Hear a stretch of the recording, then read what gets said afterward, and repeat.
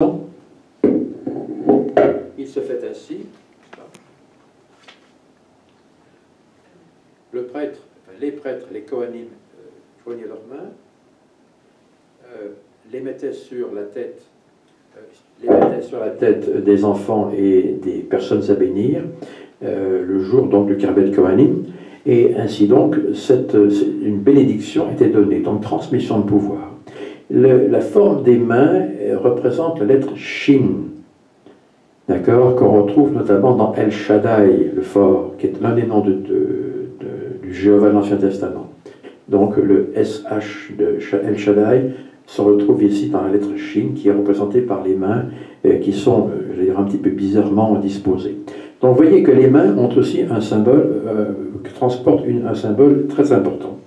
Les mains peuvent aussi être jointes en prière. Qu'est-ce que l'on voit de ce cours exposé? Bien, tout simplement que nos mains sont extrêmement importantes et peuvent nous relier à Dieu. Alors, Dieu utilise sa main comme symbole de communication.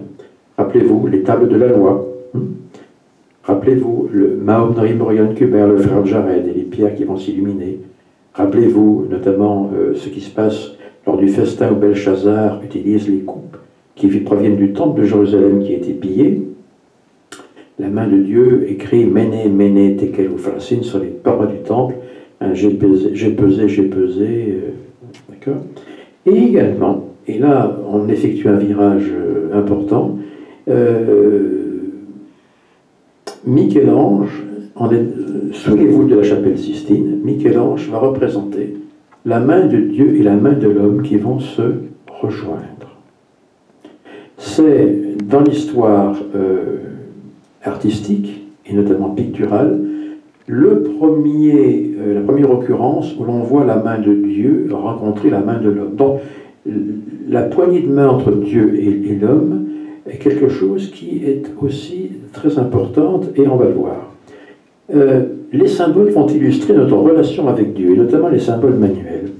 Alors, qu'est-ce qu'un symbole? Bonne question. Le mot symbole vient du grec symbolon, qui veut dire jeter avec, ce qui est jeté avec, ce qui est comparé. En Grèce, ce n'est pas tous les enfants qui avaient l'honneur d'être accueillis favorablement par leurs parents. Lorsqu'un enfant était de trop, bouchonnerie en trop, ou mal formé, et pas uniquement chez les Spartiates, on exposait l'enfant. C'est-à-dire qu'on le mettait sur une pierre plate, en espérant que quelqu'un vienne le prendre. Ou bien alors, lorsqu'un enfant avait une dizaine d'années, on l'envoyait à l'étranger pour qu'il puisse faire ses armes, et il revenait à 30, 40, 50 ans. Mais il avait changé. Donc il fallait que celui qui avait soit exposé l'enfant, soit envoyé l'enfant à l'extérieur pour se former, puisse reconnaître que l'individu qui revenait 40 ans plus tard soit son fils. C'était pas évident. Donc on prenait un symbole, ici nous avons un symbole circulaire, on le cassait en deux. Vous savez que ça ne se casse jamais exactement parallèlement. Et lorsque le fils revenait, eh bien il demandait à son père, s'il était toujours vivant, de lui montrer sa part du symbole. Et on essayait de faire coller les deux bouts du symbole. Si les deux symboles s'accolaient l'un à l'autre, c'était bien le fils, et c'était bien le père. Donc le symbole est avant tout un signe de reconnaissance après une longue absence. Se pourrait-il que les symboles auxquels nous pouvons penser soient en fait un signe de reconnaissance avec notre Père Céleste après une longue absence. Une longue absence. Regardez, à gauche, nous avons le symbole grec, le symbolon, qui est cassé d'une façon très irrégulière, et à droite, nous avons, on va dire, Dieu qui tend la main à un être qui n'est pas son égal, qui est inférieur, un homme par exemple.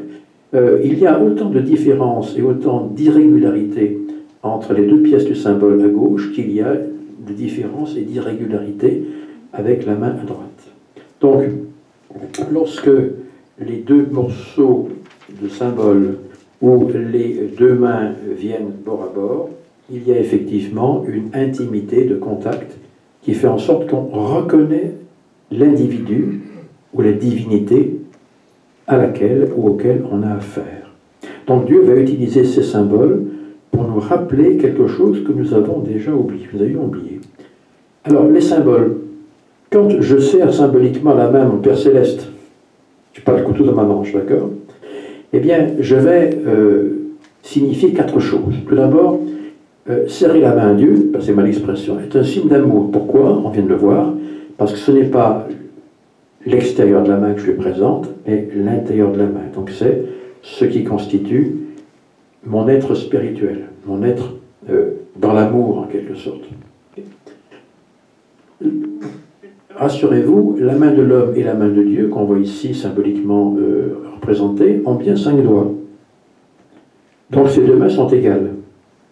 Elles se ressemblent, mais elles ne sont pas sur le même pied d'égalité. Ça veut dire que lorsque vous avez deux individus qui se ressemblent, mais qui ne sont pas sur un pied d'égalité, il y en a un qui est plus haut que l'autre, eh bien, on a un signe de filiation. Le père est plus important que le fils. Dans n'importe quelle civilisation, c'est le père qui a le poids patriarcal, pas le fils. Et lorsque le père donne la main à son fils, avec une main qui ressemble à celle de son fils, c'est donc un signe de filiation. Donc serrer la main à un être divin veut dire « je suis ton fils et je te reconnais comme père ». Troisièmement, un signe d'élévation, parce que quand quelqu'un se noie, je lui prends la main et je le tire hors de l'eau. C'est un signe au terme duquel je vais donc faire de cette personne mon égal, ou en quelque sorte quelqu'un qui me reçoive. Rappelez-vous, nous avons vu dans Romains, vous êtes de sa race, dit l'apôtre Paul. On s'était également étonné dans Luc chapitre 3, je crois, de la longue énonciation des degrés de parenté, fils d'Énos, fils d'Adam, fils de Dieu, sans qu'il y ait différence de traitement entre la relation entre, par exemple, Seth et Adam et Dieu, on passait directement d'une génération à une autre. Voilà. Donc, ce symbole, serrer la main à notre Père Céleste, pour ainsi dire, ce sont ces trois choses. Mais notre main a également 5 doigts. Nos mains ont chacune 5 doigts. Et lorsque ces 5 doigts sont repliés les uns sur les autres, c'est un signe d'attachement indéfectible. On voit ici un couple, peut-être que ce sont la famille du Koji, je ne sais pas, qui se serre la main, les doigts sont repliés.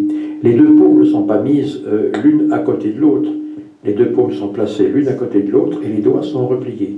Ce qui dénote un attachement viscéral, en quelque sorte, un attachement intime. Eh bien, notre Père Céleste agit très exactement ainsi.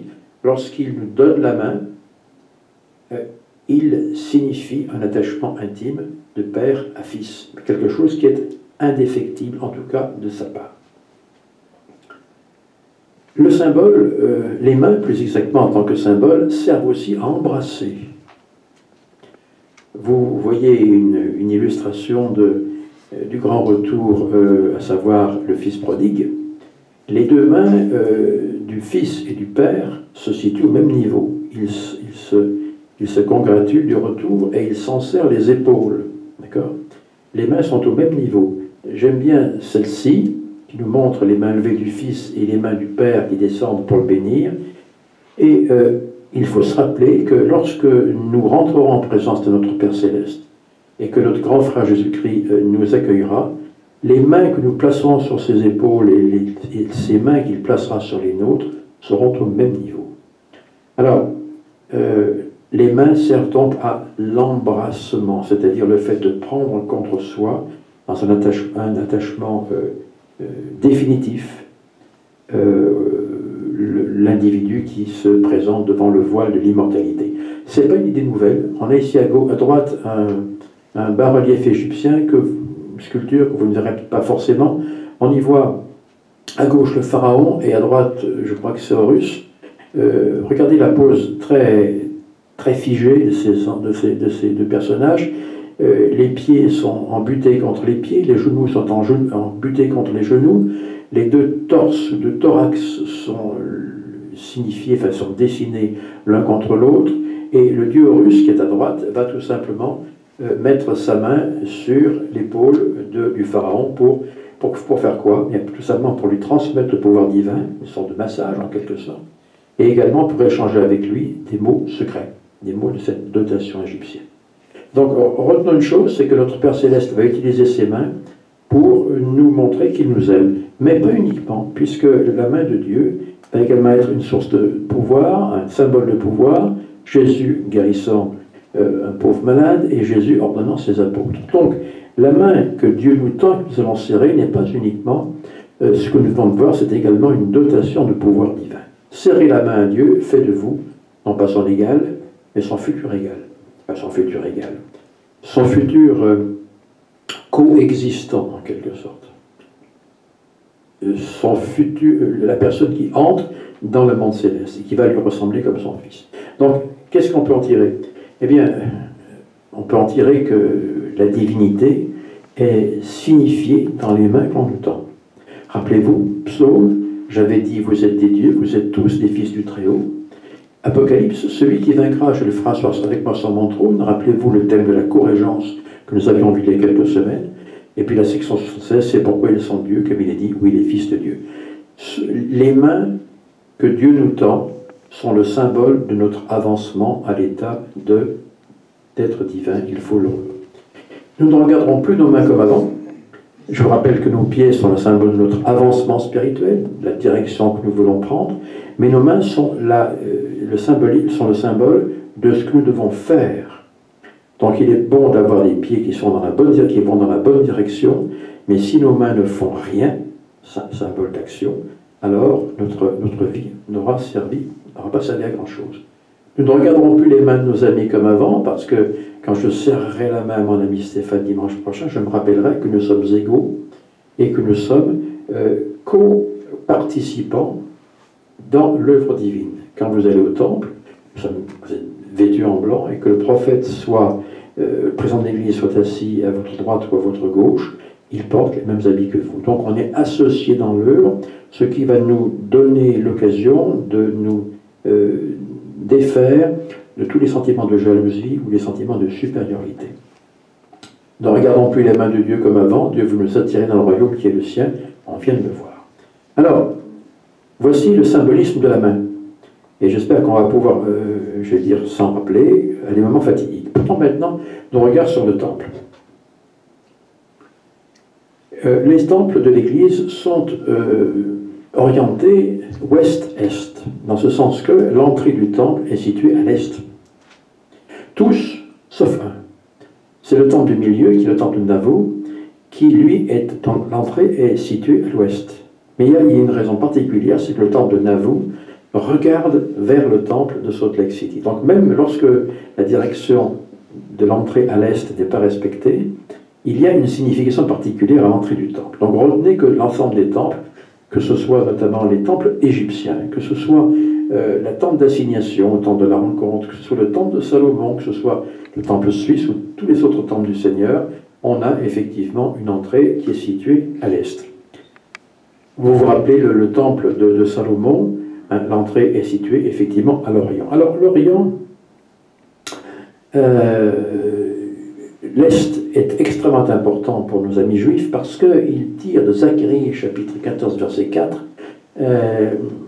une scène qui est intéressante pour l'avenir. Ses pieds, on parle du Messie, se poseront ce jour sur la montagne des Oliviers, qui est vis-à-vis de Jérusalem du côté de l'Est, donc l'Est de Jérusalem, la vieille ville de Jérusalem, j'entends, la montagne des Oliviers se fendra en deux et vous fuirez alors dans la vallée formée par ces montagnes. Vous avez ici une image, une photographie du mont des Oliviers. Ne cherchez pas les oliviers, il n'y en a plus, ou plus beaucoup en tout cas, et vous seriez déçus d'en chercher et de ne pas en trouver. Il y a des tombes. Ce que vous voyez ici, ce sont des tombes. Et les Juifs les Juifs pratiquants partent du principe que lorsque le Messie reviendra, ils doivent être les premiers ressuscités. Donc, ils se situent à l'est de Jérusalem, dans la vallée de Josaphat, à savoir sur le mont des Oliviers, à l'est. Rappelez-vous bien la signification de l'est. Alors, l'est, c'est également le côté où se lève le soleil. À gauche, en bas, le soleil se lève, en haut, il est au zénith, et à droite, il va se coucher. Donc, l'est, le soleil pourrait-il avoir une explication quelconque? Alors, effectivement, la course du soleil d'est en ouest est un symbole du Christ. Pourquoi? Parce que le lever à l'est, symbole de naissance, de renouveau, de second avènement. La course diurne, donc lorsque le soleil est au-dessus de votre tête, c'est une trajectoire immuable et fixe. On n'a jamais vu le soleil se dérouler dans ça. On l'a vu s'arrêter une fois, hein, dans le Testament, une fois. Mais la trajectoire, donc immuable, c'est le symbole du respect par le Seigneur de sa parole, respect des alliances également, le coucher, c'est la mort et l'expiation, et puis le soleil se relève à l'est, c'est le symbole de la résurrection. Donc le soleil qui se lève à l'est est un symbole puissant représentant Jésus-Christ. Alors, On se rappelle ce qui se passe en Éden. Après la transgression d'Adam et Ève, ils furent chassés à l'est d'Éden. Rappelez-vous ce film avec James Dean, n'est-ce pas, qui n'est pas uniquement un film, l'expression ne vise pas un film. Ils sont chassés à l'est d'Éden. Et Adam et Ève vont se retrouver donc chassés dans un état particulièrement peu enviable. Et la première chose qu'ils vont voir, c'est se lever le soleil. Le soleil est un symbole du Christ. C'est-à-dire que pendant toute leur vie, l'action d'Adam et Ève va être de suivre symboliquement le soleil qui vient de se lever à l'est, qui passe sur leur tête et qui va les conduire vers l'ouest, là où se trouvait le jardin d'Éden. Le soleil est un symbole du Christ, c'est-à-dire que dans notre vie, symboliquement, nous regardons à l'est, le Christ, nous suivons la course des commandements donnés par le Christ et nous nous retournons symboliquement vers l'ouest, à savoir que nous voulons reconquérir le jardin d'Éden. C'est extrêmement important parce qu'on voit encore une fois que le Christ est le symbole physique, comme le soleil est le symbole physique de la lumière du jour, le Christ est le symbole physique très concret de notre retour vers Éden. Alors, il faut savoir que lorsque les temples étaient construits, on le voit dans le livre des rois notamment, l'intérieur du temple était sculpté et était peint. Et on y représentait notamment un jardin luxuriant.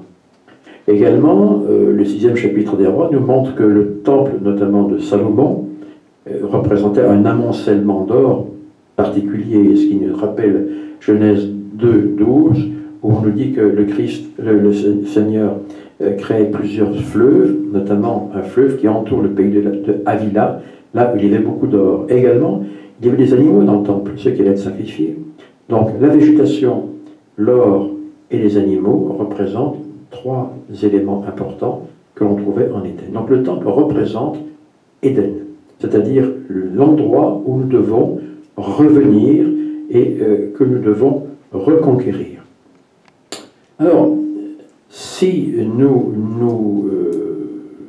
remémorons un petit peu le temple, nous savons qu'un jour nous sortons du temple, après avoir œuvré dans le temple, et nous prenons la porte qui est située à l'est. C'est-à-dire que nous allons tout simplement repartir à l'est, qui est le monde triste et désolé, qui est le monde céleste. Mais nous avons avec nous notre soleil, à savoir Jésus-Christ, qui nous ramènera à l'ouest, là où est le temple. Donc encore une fois, le soleil, l'est, sont une chose, un astre, et une direction très importante pour nous ramener sous l'égide de Jésus-Christ, là d'où nous venons, à savoir le temple, Éden, le monde céleste. Donc encore une fois, le Christ apparaît comme le grand leader de notre retour vers l'est. Interrogeons-nous très rapidement sur les symboles de la création. Qu'il s'agisse de Sumer, qu'il s'agisse des temples en Égypte, ici je crois qu'on a Luxor, les parois des temples et sumériens et égyptiens racontent la création du monde. Dans tous les rituels anciens, notamment, alors on voit ici à gauche les colonnes Racine, Yakin et Boaz, qui étaient des colonnes qui étaient devant le temple de Salomon, mais également qu'il s'agisse de rituels, notamment des rites d'Éleusis en Grèce, on faisait passer le futur initié par différentes salles où l'on racontait à nouveau, et encore à nouveau, la création du monde. Les cathédrales également, alors aujourd'hui elles sont faites de pierre, mais de pierre nue et de pierre, je vais dire, pas très très heureuse.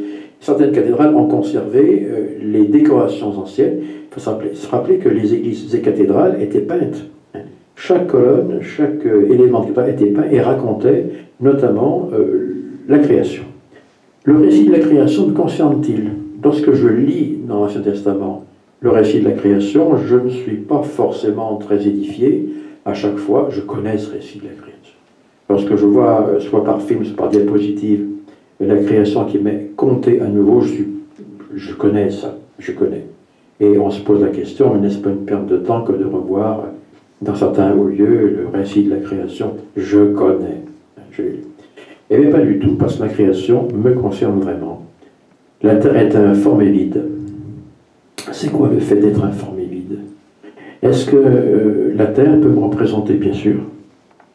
La terre informe et vide me représente, Lorsque je suis abattu et découragé, que je suis la victime par excellence de Satan, ou lorsque je fais preuve de colère, qui est une autre forme d'exubérance, tout aussi violente, eh bien, dans ces conditions-là, je suis informe et vide. Je retourne à l'état de chaos, lorsque je suis soit découragé, soit en pleine colère. On se rappelle que dans ces états-là, ces états primaires, Dieu nous tend toujours la main. Toujours la main. La petite roue de chariot montre que le Christ se situe toujours au centre de notre vie. Deuxième jour, séparation de la lumière d'avec les ténèbres. Il n'y avait pas de soleil à l'époque. Les grands luminaires n'étaient pas encore apparus. En fait, la clarté est la clarté des dieux, du Seigneur, de Dieu le Père et de Jésus-Christ, qui viennent séparer les masses nuageuses, et en tout cas faire la différence entre la lumière, eux, et les ténèbres, Satan. D'où l'importance de prier, de se repentir pour que la lumière vienne et que les ténèbres de l'endurcissement de cœur puissent partir. On voit ici une image qui est tirée d'une œuvre de Gustave Doré, où le Christ congédie Satan. Encore une fois, pour que la lumière vienne dans notre vie et que nous ne soyons pas assombris par le découragement, par tout ce que vous voulez, il faut que le Christ soit au centre de notre vie. Donc, on voit que la création prend quand même une tournure très personnelle. L'Esprit de Dieu se mouvait à la surface des eaux. Chez les Juifs et dans de nombreuses civilisations, l'eau a toujours été considérée comme étant le chaos. Les Égyptiens, il y a une mer initiale, une mer universelle, n'est-ce pas, de laquelle va émerger une première butte de terre. Donc l'eau, c'est le chaos. L'Esprit des dieux, c'est l'Esprit de Dieu. L'Esprit du Christ ou Saint-Esprit. Bien évidemment, nous avons ici une référence directe à notre baptême, qu'il s'agisse du baptême d'eau ou du baptême de feu.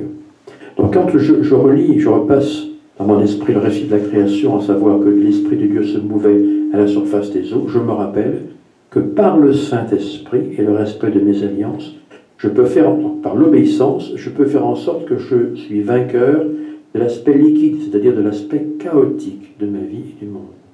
Donc là, la loi d'obéissance et de sacrifice est littéralement concernée et directement concernée par cette époque du monde où l'Esprit des dieux se mouvait à la surface des eaux. Qu'est-ce que je fais de mes alliances du baptême? Est-ce que je suis digne d'avoir le Saint-Esprit et s'accompagner avec moi? Qu'est-ce qui se passe dans ma vie? Est-ce que je suis un élément liquide, chaotique? Rappelez-vous quand on a parlé de Ruben, quand Jacob le bénit, il dit « Tu es comme de l'eau qui s'écoule de mes mains ». Parce que la bénédiction avait été perdue. Dieu fit apparaître le sec. La terre, c'est clair. Et on oublie une chose, c'est qu'en réalité, ce qui est apparu, ce n'est pas une île de sable comme ceci sur la gauche. Ce qui est apparu du fond de l'océan, c'est un rocher, c'est une montagne. Il n'y avait pas de terre à l'époque. Enfin, il n'y avait pas de terre, il n'y avait pas de poussière. Il n'y avait pas d'humus, il y avait du rocher. Donc, encore une fois, lorsque quelque chose apparaît, la première montagne qui apparaît du fond des eaux, c'est un rocher. Un rocher, on sait qui est le rocher. Donc, encore une fois, le Christ doit être mis aux premières loges de notre vie. C'est la première chose intelligente, intelligible, compréhensible et aimante et intéressante qui apparaît dans notre vie. Le Christ est le premier amour de notre vie, en quelque sorte. Sinon, il y a un problème. Alors, j'aime beaucoup cette image, parce que là, on est à Luxor. Les Égyptiens parlaient du principe que lorsque l'océan initial et primordial couvrait la terre, une butte de terre est apparue, et là, ils ont construit un temple. Dans la cosmogonie héliopolitaine, c'est exactement le temple de Ra a été construit sur cette butte de terre. Donc la butte de terre était considérée, la première, comme quelque chose de sacré. Quand quelque chose apparaît, c'est sacré, c'est le Christ, c'est le temple. Le temple est un symbole du Christ, mais il y a quelque chose de beaucoup plus important. Dieu créa les herbes des champs. Ici, ce sont des coquelicots. Ça aurait pu être autre chose. Ben oui, la végétation, ça paraît comme étant le maillon le moins intéressant de toute la création, mais les herbes, très bien. Pour qu'une herbe ou une fleur pousse, qu'est-ce qu'il faut? De l'eau, oui, et bien surtout, il faut de la terre. Est-ce que la terre existe comme ça, l'élémentaire? Elle vient d'où la terre? Qui est dans vos fleurs en géranium. Elle vient d'où la terre? La terre vient d'un rocher qui s'est désagrégé. Rappelez-vous, le rocher apparaît, une sorte d'amère, première création, et le rocher va se désagréger sous l'effet des vents, sous l'effet des vagues, sous l'effet du froid, sous l'effet du chaud.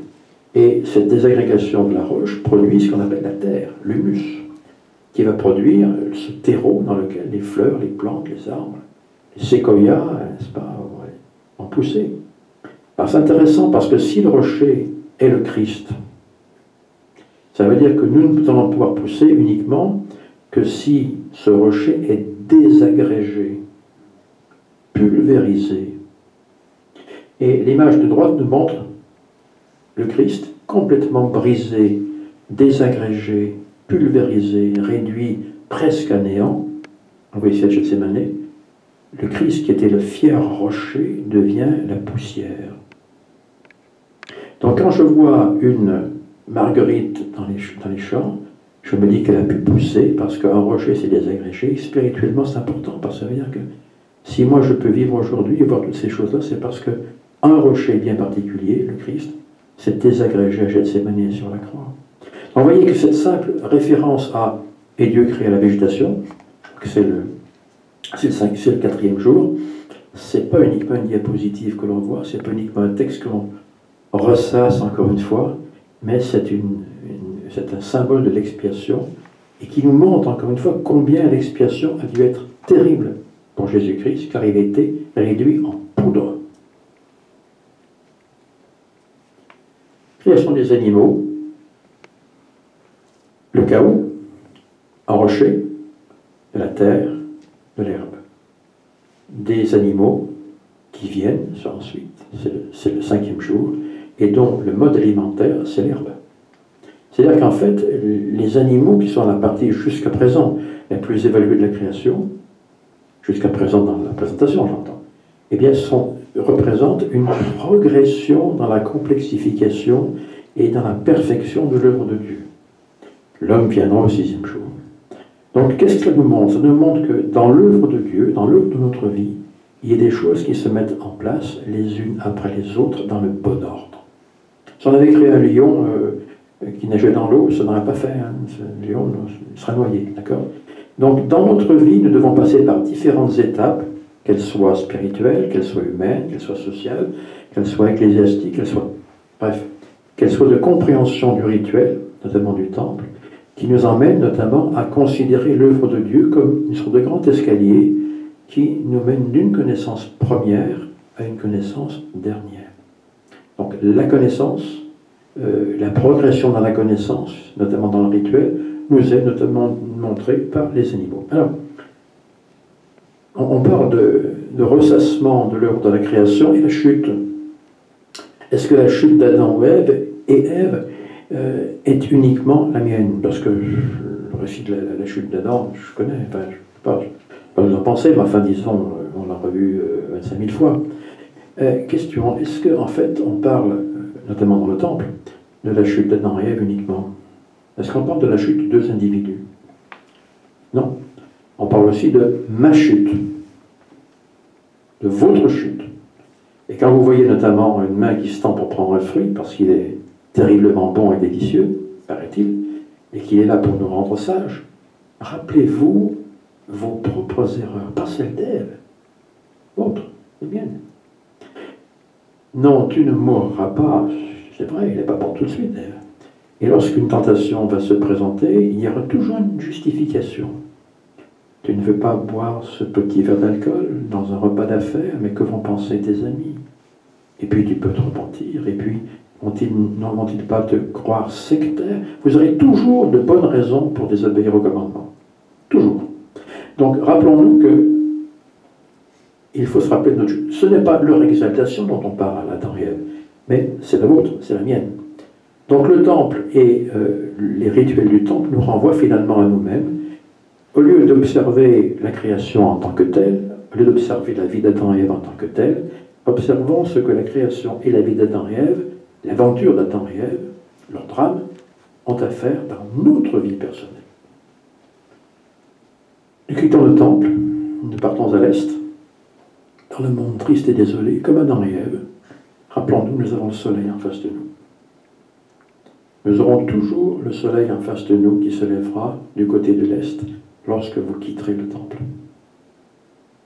Encore une fois, le Christ est au milieu de notre vie. Alors, dans le rituel du temple, on nous parle de l'aventure d'Adam et Ève. Deux individus parfaits, hein, deux individus qui parlent face à face avec Dieu. Quid de la femme dans le rituel sacré? Alors, à gauche, nous avons ce qui se passait auparavant, juste après la chute, et puis à droite, nous avons ce que l'on vit, enfin, ce que vivent certaines ou certains chaque jour. Hein, du paradis perdu au paradis, du paradis gagné au paradis perdu. Le rôle de la femme est totalement déconsidéré. Je renvoie effectivement à différents mouvements. Alors, ce sentiment est conforté par un problème qui est posé par 1 Corinthiens chapitre 11. C'est l'apôtre Paul qui parle, encore l'apôtre Paul, dont l'apôtre Pierre disait qu'il dit des choses difficiles à comprendre, disait Pierre, hein, que la femme se voile la tête dans les assemblées. Alors déjà qu'Ève a transgressé, si en plus il faut qu'elle se voile la tête, la femme est présentée comme un citoyen dans l'Église de deuxième zone. C'est clair. Qu'est-ce que ça veut dire? Voici, vous avez ici un voile et une couronne. C'est donc ce voile qu'il faut rabattre sur la tête avant de parler dans les assemblées, dit l'apôtre Paul. Là, le voile se compose de deux choses. D'abord une couronne, on la voit ici, tissée en or, etc. Et puis deuxièmement, un morceau d'étoffe que la femme devait rabattre sur sa tête avant de parler. Alors, ceux qui connaissent l'Apocalypse vont réagir. Je pense notamment à certains d'entre vous, notamment Stéphane. Une femme qui porte une couronne, ça vous dit quelque chose? Ah oui. Apocalypse chapitre 12 nous montre une femme qui est enceinte avec une couronne de 12 étoiles sur sa tête. Elle accouche d'un fils qui n'est pas le Christ, hein, qui est le royaume de Dieu. D'accord? Cette femme qui est enceinte, mais qui porte 12 étoiles sur sa tête, donc une couronne sur sa tête, c'est l'Église de Dieu. Et pas n'importe quelle Église. C'est l'Église des sanctifiés. Hein? L'Église du premier-né, dirait-on aujourd'hui. Donc, la couronne signifie, nous fait penser au fait que cette femme a un haut statut. On peut l'assimiler à l'Église. Maintenant, un voile. En tradition chrétienne, le voile se porte à la cérémonie du mariage, c'est un symbole de virginité, excusez-moi pour la faute, et de pureté. Si vous assistez à un mariage princier, notamment, on verrait qu'on peut pratiquement pas voir le visage de l'épouse qui est sous un voile. Par exemple, Jacob a eu cette difficulté. Jacob, rappelez-vous, avec Léa et Rachel, hein, il y avait un voile sur la tête de Léa, et le matin, c'était pas Rachel, c'était Léa. Hein. Voilà un exemple très très pratique. Donc, le voile signifie le mariage. Alors, femme voilée. Je parle femme voilée dans la Bible, et notamment sous le langage et le regard de l'apôtre Paul. La femme voilée dans les assemblées porte une signification qui est lourde de sens. La couronne, c'est l'Église de Dieu, on vient de le voir. La toile du voile, c'est le mariage. Donc la femme voilée représente l'Église du Christ, il est racheté, pas n'importe quelle Église, que celui-ci appelle son épouse. Rappelez-vous l'expression « noces de l'agneau ». Donc quand une femme portait, à l'époque de Paul, par exemple, on se dit que cette période, un voile sur la tête, qu'elle rabattait sur la tête, la femme représentait qui? Elle représentait l'Église de Dieu, l'Église pure de Dieu, pas tout le monde, l'Église pure de Dieu. Donc quand une femme rabattait son voile sur la tête, elle était assimilée à une entité qui nous comprenait tous. Première présidence, nos évêques, jusqu'au dernier membre baptisé la semaine dernière, nous sommes la femme, nous sommes l'Église. La femme voilée représente l'Église de Dieu. Quelle promotion, en quelque sorte, dans l'histoire de l'Église. Donc, vous voyez qu'on peut interpréter différemment ce que dit l'apôtre Paul dans 1 Corinthiens